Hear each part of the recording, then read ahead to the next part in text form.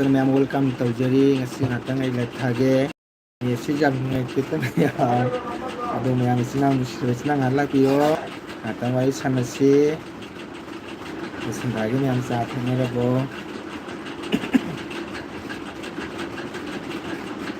ꯃꯌꯥꯝ ꯑꯩ ꯅꯦꯠꯁꯤ ꯍꯦꯛ ꯆꯠꯂꯤꯀꯣ ꯅꯦꯠ ꯌꯥꯝ ꯅꯨꯡꯉꯥꯏꯇꯦ ꯏꯆꯤꯟ ꯏꯅꯥꯎ ꯃꯌꯥꯝ ꯑꯗꯣ ꯉꯁꯤ ꯉꯥꯛꯇꯪ ꯋꯥꯔꯤ ꯁꯥꯟꯅꯒꯦ ꯇꯧꯕꯅꯤꯀꯣ ꯃꯌꯥꯝ ꯏꯆꯤꯟ ꯏꯅꯥꯎ ꯂꯥꯛꯄꯤꯌꯣ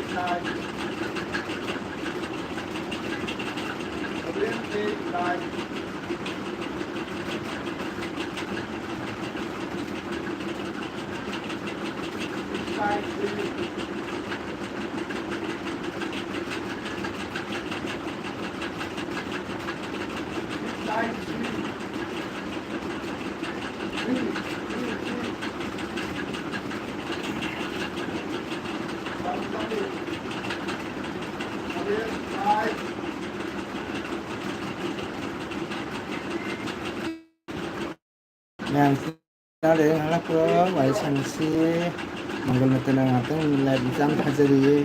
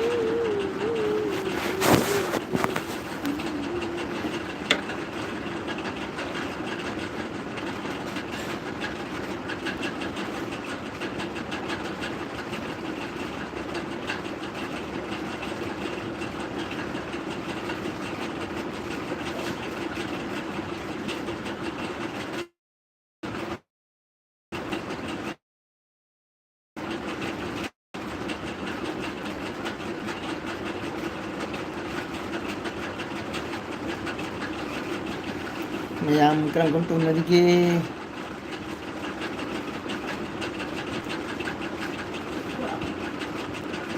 sendiri cara terkena bo cara sini kau bo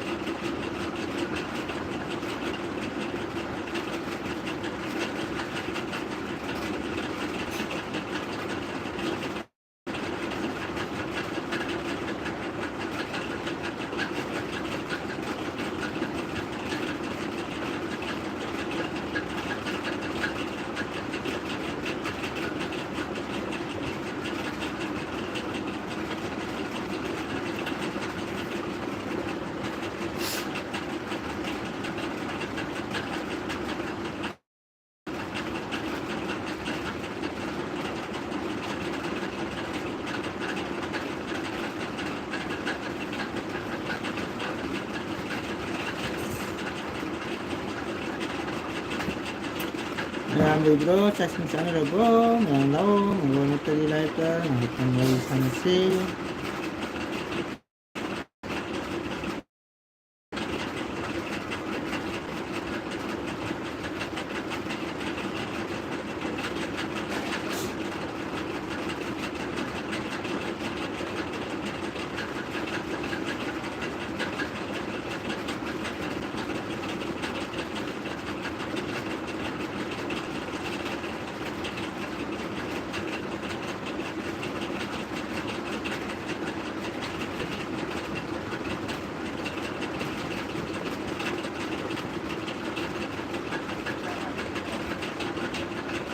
Oh, isi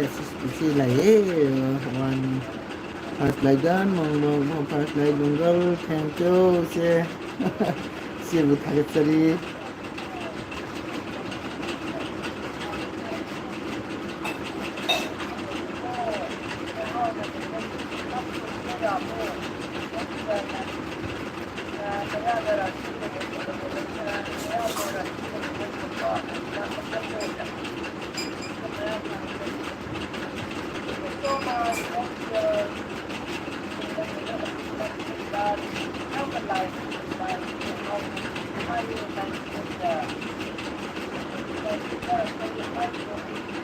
ꯏꯆꯦ ꯉꯁꯥꯏ ꯀꯣꯛ ꯉꯥꯎꯕꯗꯣ ꯐꯔꯕꯣ?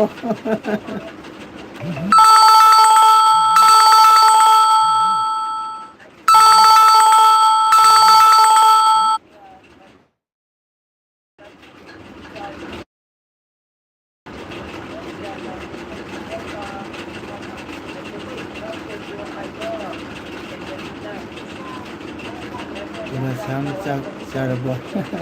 Ilham Sadri.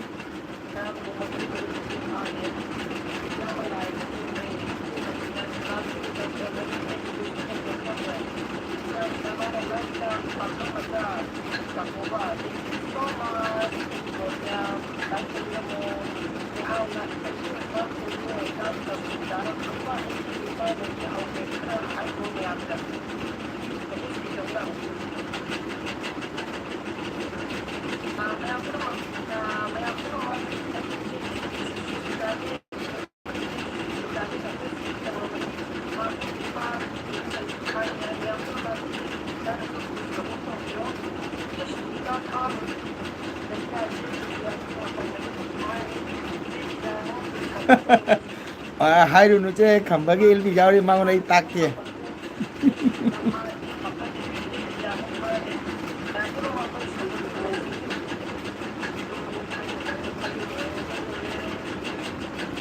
Che jauri ba khambagi da.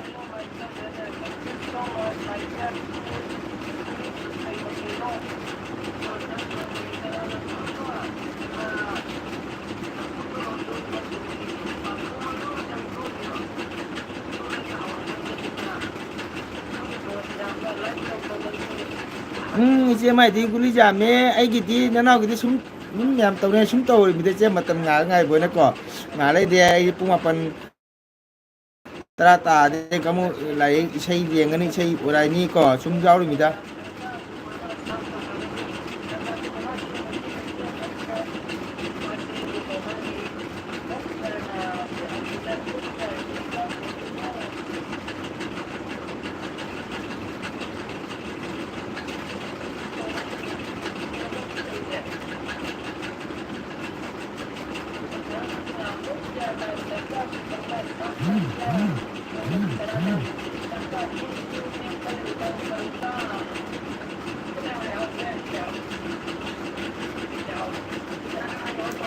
Aduni ni jamba duga polo polo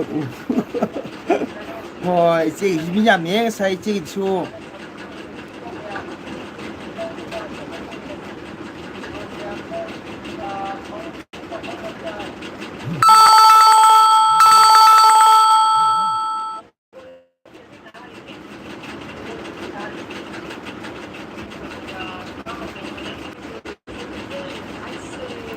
aduni iche chak thong bo ai comment pa ba se kaya ngam de aduna ai hekta bai to ya hoi che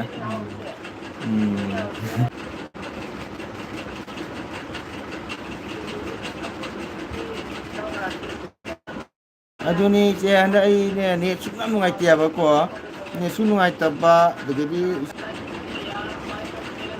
ne jade ne ngai ta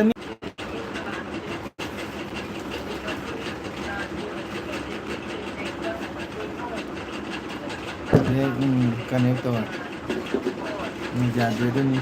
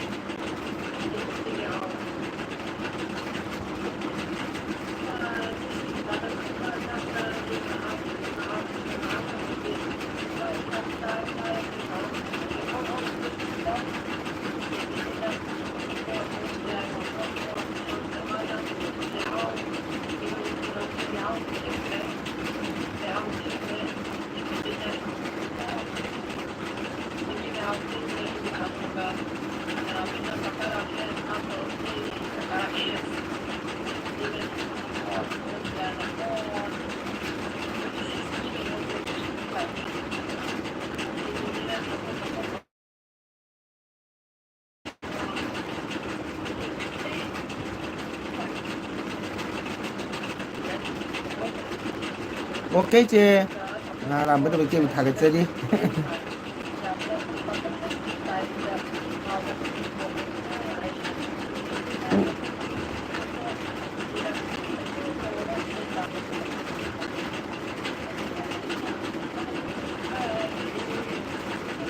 hamburger một chẳng đi kìa hôi chê thèm kêu chê ấy thì sáng ngày hai nữa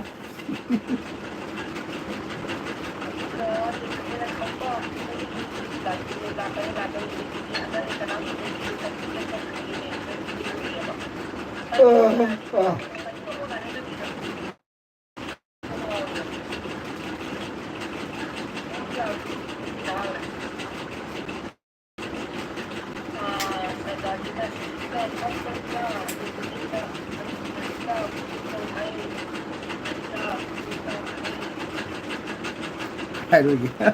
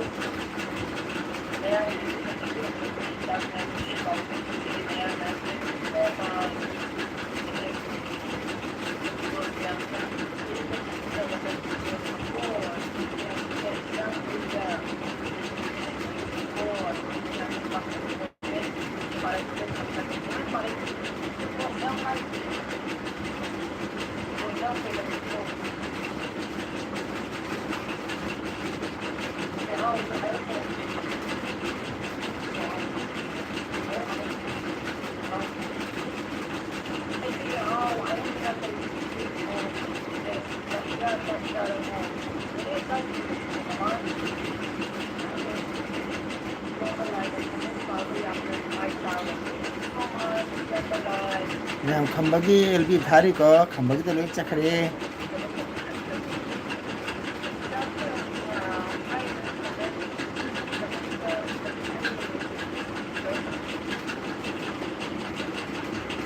ꯍꯝꯕ ꯑꯦ ꯄꯪꯒꯤꯗ ꯂꯣꯏ ꯆꯠꯈ꯭ꯔꯦ ꯃꯌꯥꯝ ꯀꯣ ꯑꯩꯗꯤ ꯃꯌꯥꯝ ꯁꯨꯝ ꯃꯇꯝ ꯂꯦꯟꯕꯅꯤꯗ ꯃꯌꯥꯝꯁꯤꯅ ꯉꯥꯛꯇꯪ ꯄꯤ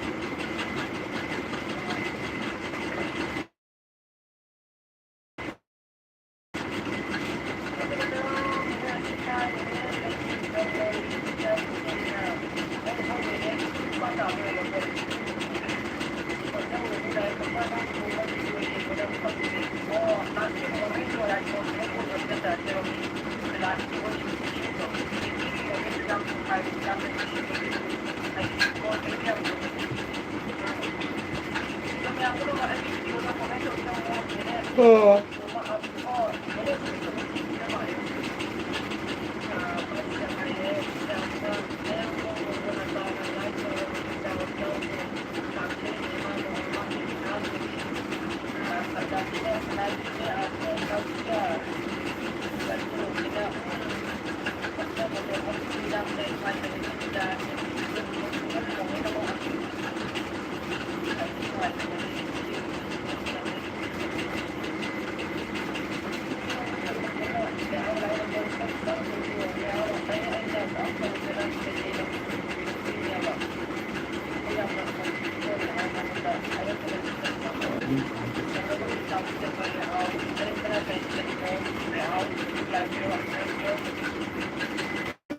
Yang punya tharo cũng tăng trong thang đi nhưng mà cũng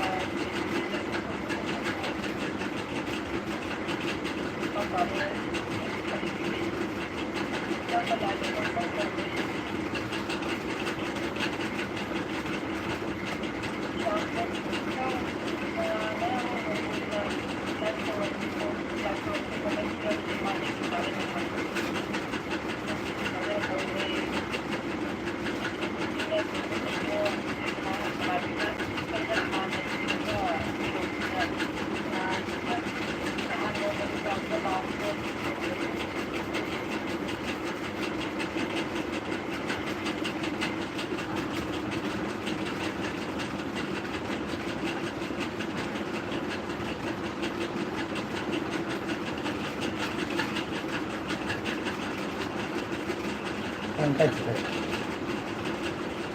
Hút ngoài trời thì hút ngao về chuyển.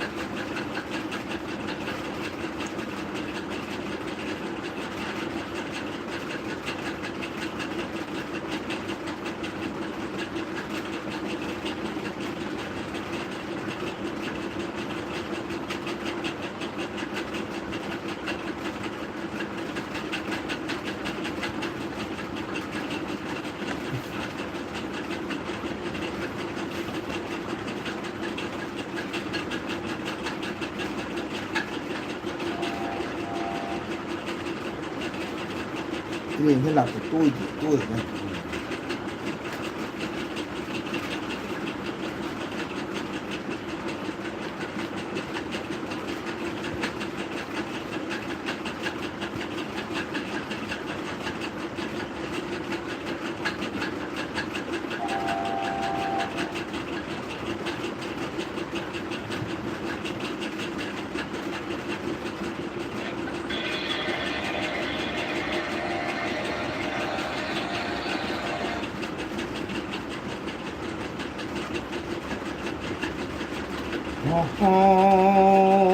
不是渐渐无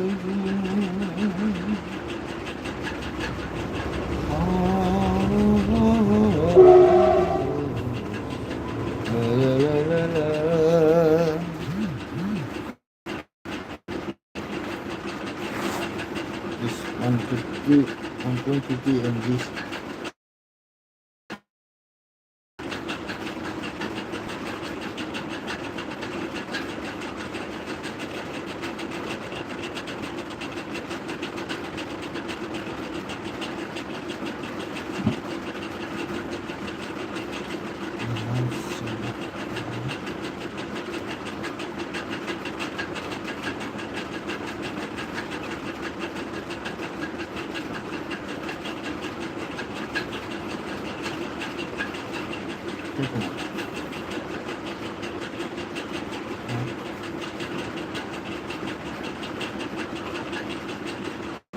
Cristi Jaram.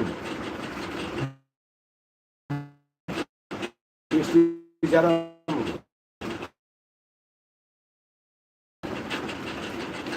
Kung ano yung dati bisa mo.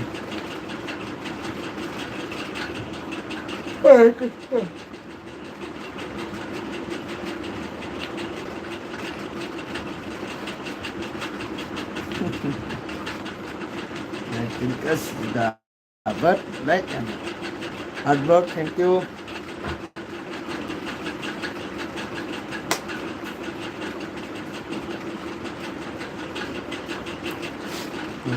Kristi ada liputan channel ni. Yang Kristi ada है aku tu rasa पैसे Kristi phone है yang seperti Kristi phone है ये बोल रहा है तो कल ले जाए आगे तो ऐसा नहीं हाँ अभी तो ऐसा नहीं करना चाहिए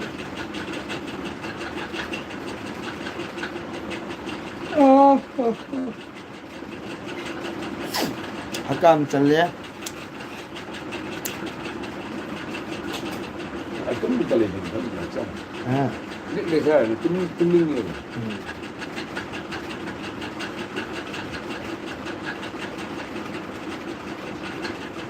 हमें पूरे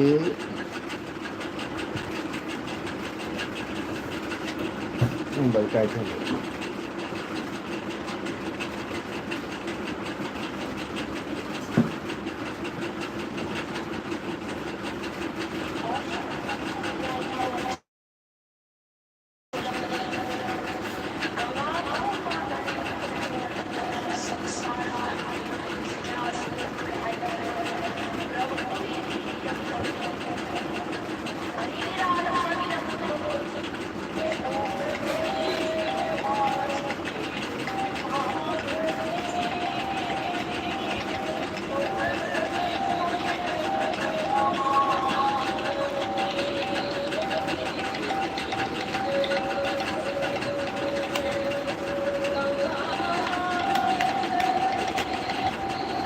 Nung sulai nung sisu cili ni sunung ai maya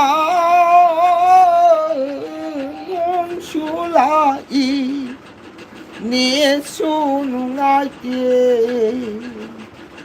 nung sisu li cili da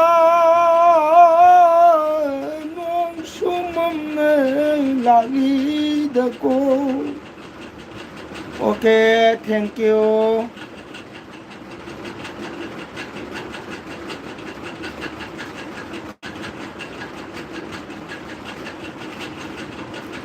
Matam si ngai bede wajida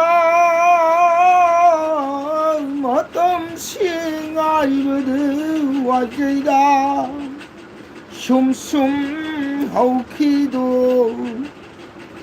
matamdi ngai bidi haukido sum ngai bede wajebe tai bang ni mo po asi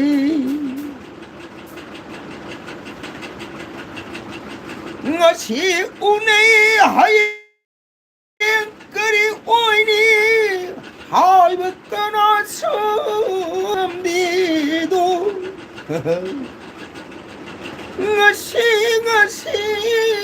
unaringai nungsiba wahai sanuku hai kari oini hai benam dido अफब लंबी अफब कर्म तौजो को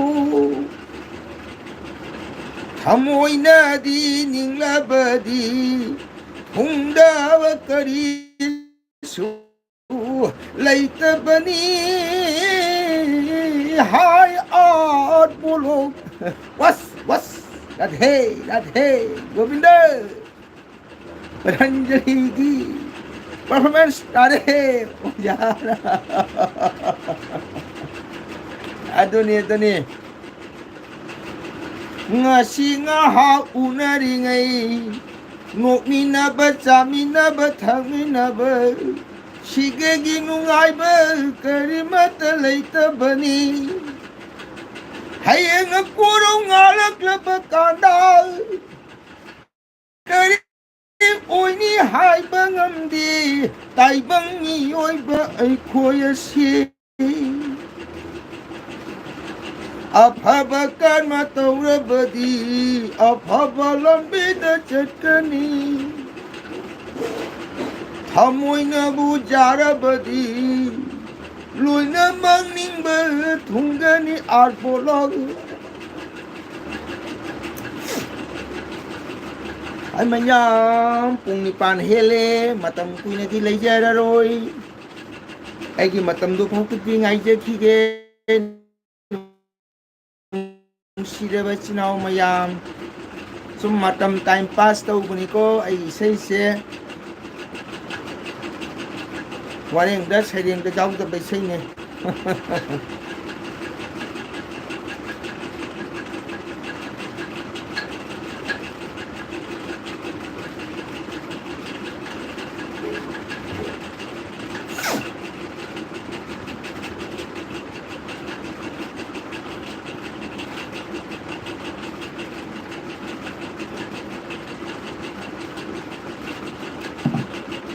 जय जय राधे गोविंद राधे कोने खुयेंगी लाहराव तो तारीख क्या no खंगबो कोई आर्ट ब्लॉक खुयेंगी लाहराव तो खंगबो तारीख क्या नो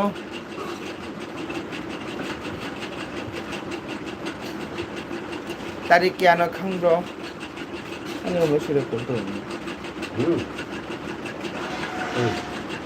आगे ano do? Oh, may sila ko lang.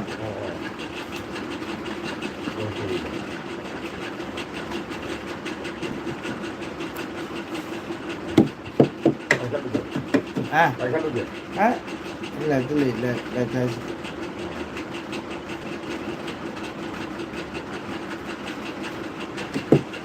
cái blog chắc chara po. nang juga nong tu mubang pajan tau kaino nang sai ko na nang ni pi ka pamina fa jana mubang ta thoro kaino nang si mubang tu tau lak ke bo ai si matam ngai ba ni ko chak pai matam ngai bak chak cha matam ngai bak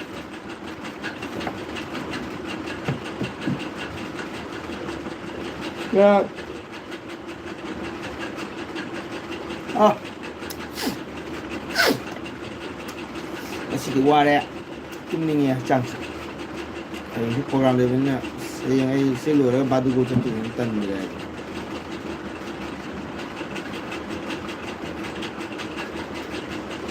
khi mà xem là ba đứa cô là hôm nay vừa jalon tola chalu to hai jalon tola đó lúc hôm chalu to hai bên này nghe mọi tham như này ô tao đi mình ấy sẽ cái lễ hội là mà sẽ thờ 그렇군요. 앞에 좀 그랬잖아요. 그랬습니다. 할로 꽤 할로 왜 따르죠? 야, 아무튼 할로 그 다음에 누가 농가 그런가 이게 앞으로 나오고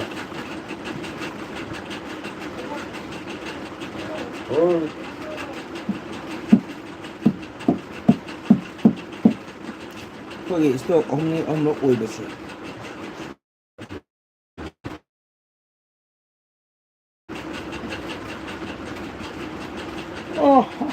Sisi là sai sisi. Bây giờ cái trái bùn này cái trái thế này chân này một tuần nó ăn được ha Bác cứ đứng đây là được. mấy em chắc chắn là bố cái art block chắc là mà đấy anh nghĩ sẽ phải giờ ta bật đó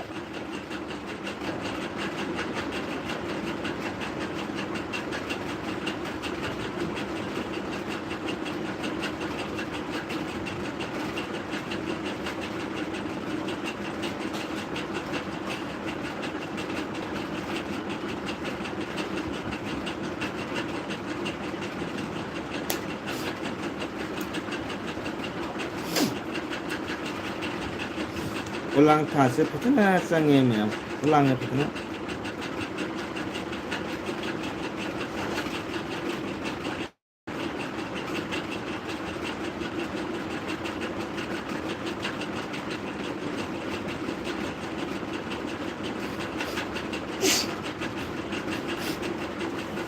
여기 보이기는 거의 뛰어가 너래도 모른 거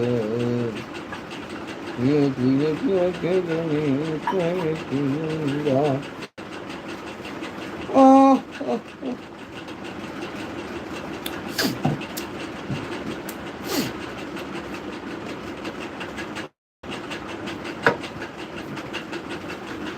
alik pada kamar itu nggak tahu.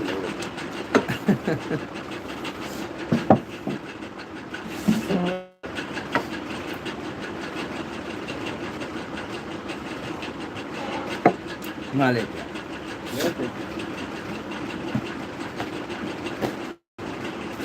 Ini teh pesari pajak, nanti nih jangan. Baru mesin nih. Teman apa?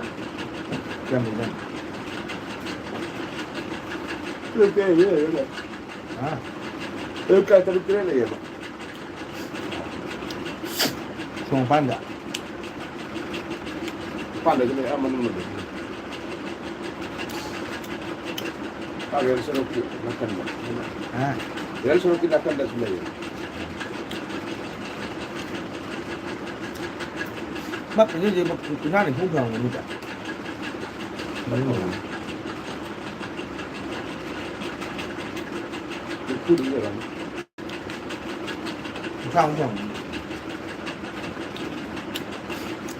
팜.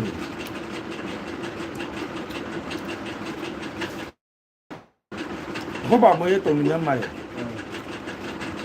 Itu ni ini. 응. Yang ni ini apa? 진짜. Baca apa ni? Hari Chandra. Dalam Guruna, kenapa apa ni? Guruna. Kali itu Guruna sih. Mana apa mana ni? 한 나오나 이거 무슨 합이 나야 돼. Karena tu, 응. dia hari Chandra tu, tu palsu baca tu, mana yang apa ni? Guruna apa ni? Guruna. 검찰에 끼하면 술이 말에만 있기도 하잖아요. 무바를 또 나거든. Lagi itu.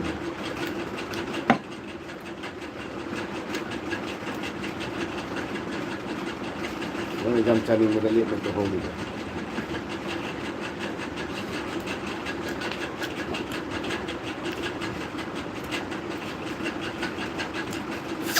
내가 어디 좀 되거든. Mana canteen dah lagi macam tu lah. 응? Canteen dah lagi. Macam mana ganja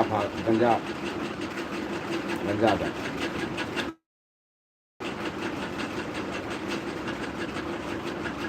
Hari ni saya foto, ini cek tahu di sini ada. Ini siapa? 그 바이브나 막 자우게 해봐. 하나만 검잖아. 지금 10만에. 또 이제 바나나 문어세 문이 쭉 비고래. 양문 도에 해봐 해봐. nga 또 그거나 뭐가 좀 큰. 라스타 카인 등다 문어는 그 파세 거기 해. nang cái kia tôi nó cần kia giờ rồi nang lọ còn á tất cả các bạn trong ngày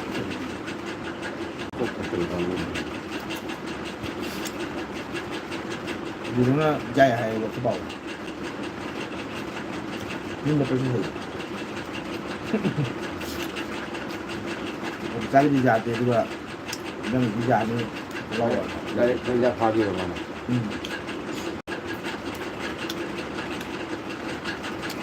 Terus hal itu betul punya ya. Well,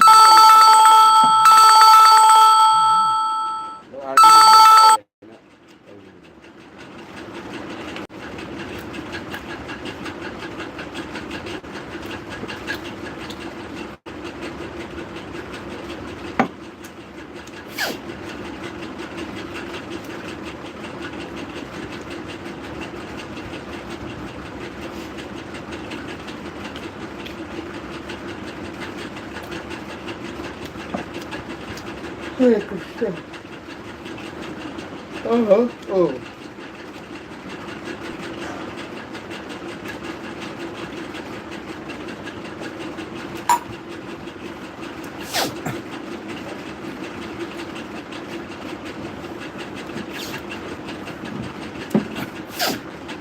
dit ook de lijkjes van Tori. Daarna mensen van je. Oké, maar aan bij weer ke. Ni sulakte. Jadi sum ai sungang matam ngai boy na sumle mane.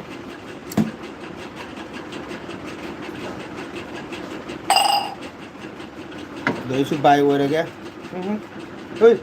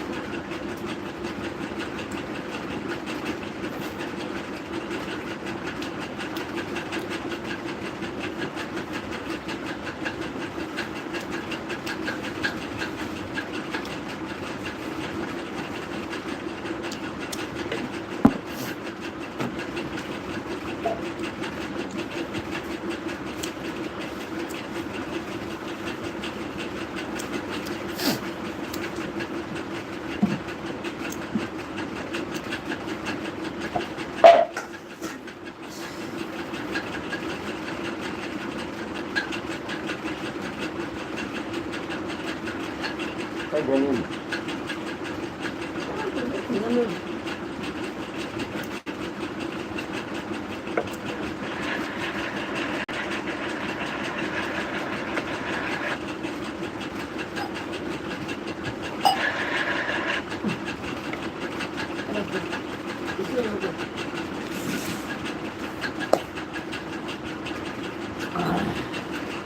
Rồi. Rồi. Chưa muốn làm gì.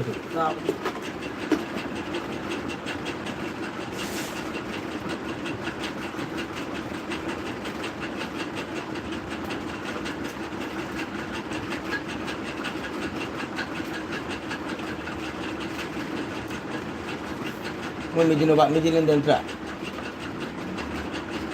Hani udah dua mas. Mijin aja. Mijin aja.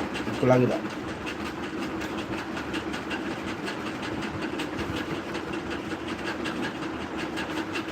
Saya apa malu? Mau dulu sama malu. Jadi ini semua namanya makan itu gua makan mata. Ini अभी election हो गया मगर मैंने दाई का मोदी जी का हल पर गाली करो तो आता हूँ ना तो कमाई कर देना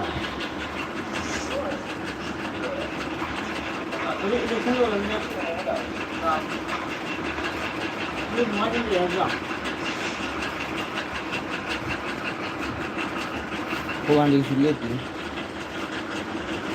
वो लेते हैं Terus ini ni.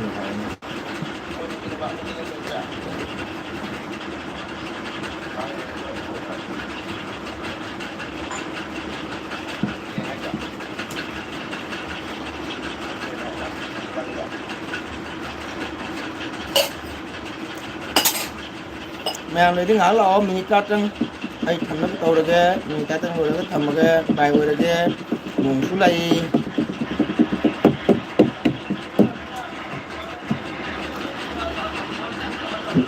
saya nak pun betul jangan hello tôi thì nào chúng lại sao chúng nó xuống lại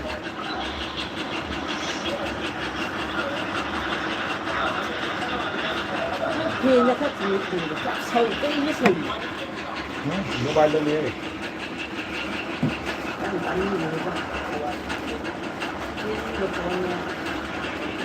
chúng nó còn là chỉ ra chắc không chẳng có chúng nó không có cái gì không có gì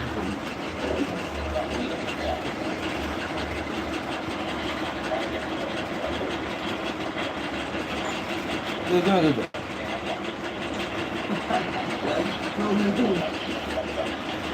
아니 이게 공도라.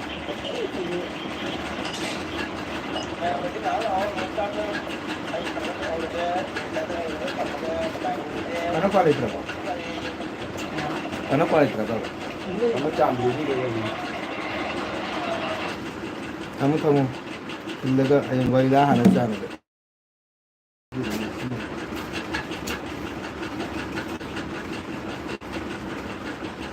Kaya pinta nang ko pinta nang ko pinta Anh đi xem con đây thầy. ano di yak Mà con thuốc tiền. không có tin Mà đi phát. không nhang rồi không pinta Kaya ito sa dito. Well, kita manual si Mahal. Huwag siyang yati, mo pinari. Mo kana surat iyan. Mo surat iyan mare chapage hay mo.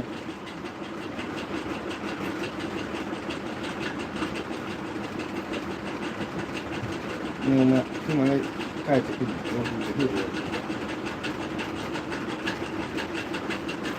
alam si Dipek, suya. Wala, ito po. Inhang dyan na. Ito na po. Sorry. Ram po di. Oh. Sabi dito. Udang nga, basta ko naman rin ang sulit. Gwali dyan.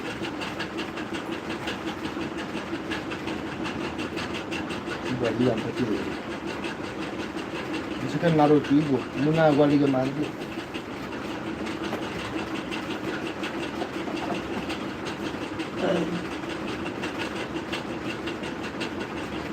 Amma di bantu ba? Amma lagi. Pemasalah kalau bersikap. Sino dia pilih dia je pun lain kan. Apa udah kan? Oh ini. क्या कर एक दूसरे लेके जाएगा शिवसे जाते जाते के खावे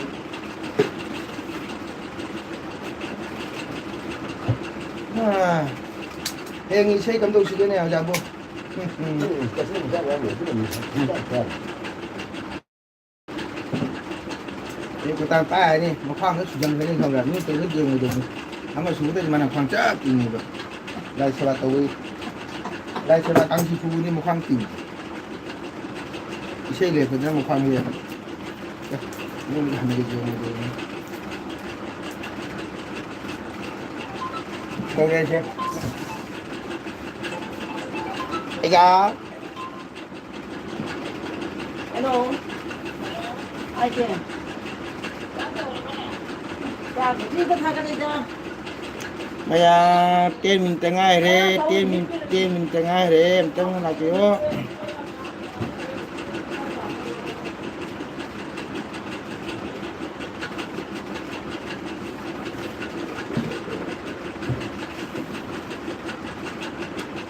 ôi mà thế này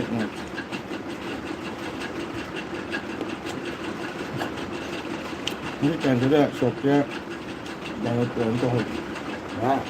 sụp ra này không tin rồi aku gitu Update. Malam.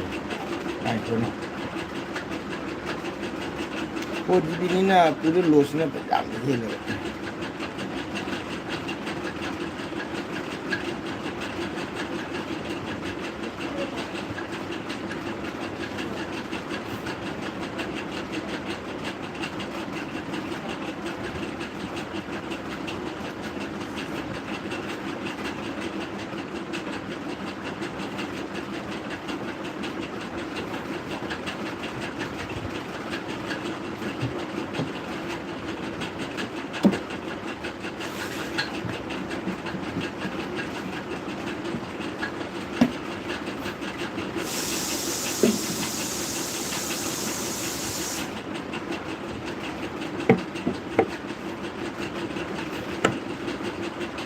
Hare Krishna. Ayun siya. Buka mo channel ba siya?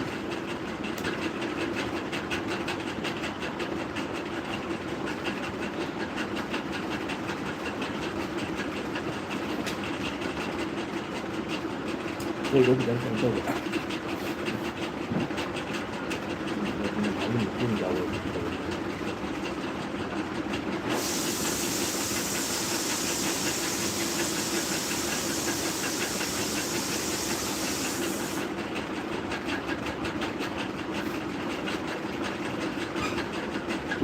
ทำมาอย่างตัว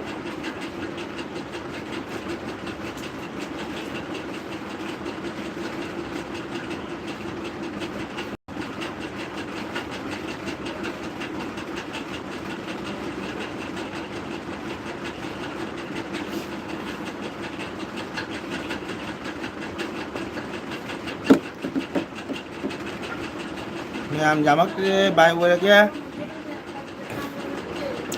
này cái hiệu muốn là si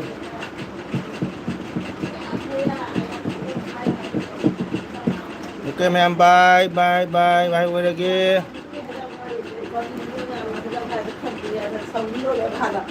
Kalau saya senang jangan kau lagi. Lagi pakai daun.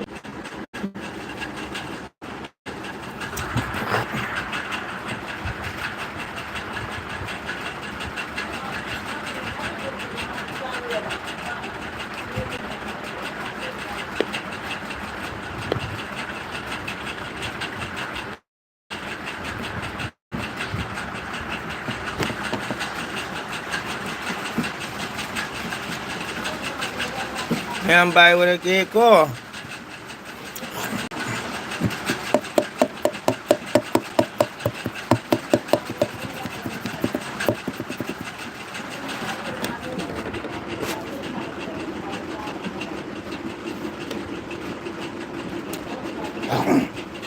cái gì em bắt ra bằng đêm mới lạc cái xuống ngoài bên này lạc cái đây nè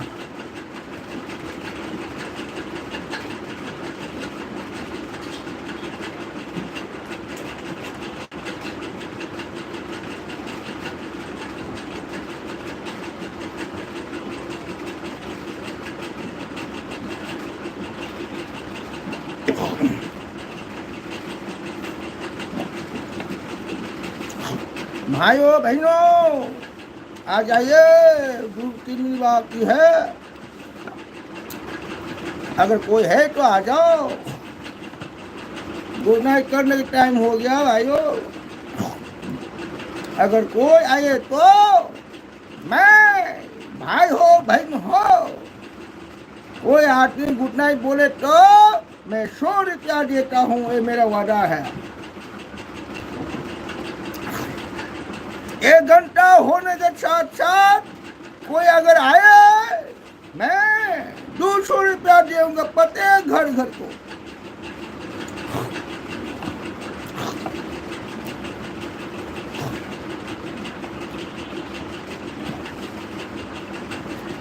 Ramdev स्वामी ने क्या बोलता है जो आगे करो धन बनना है पतंजलि का यूज करो हम लोग करते हो भाइयों पतंजलि यूज करो पतंजलि के बिस्कुट खा लो पतंजलि के तेल खा लो तो बढ़िया है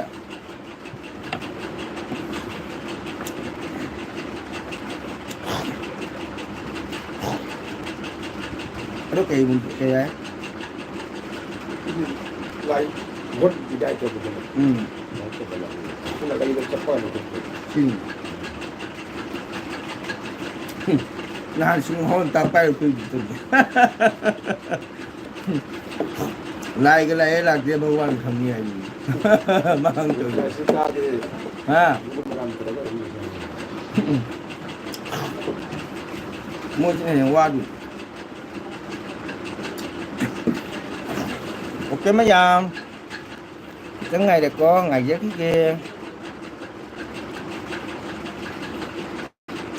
see now ok bye with the good night night kagahimok na si mayam ok good night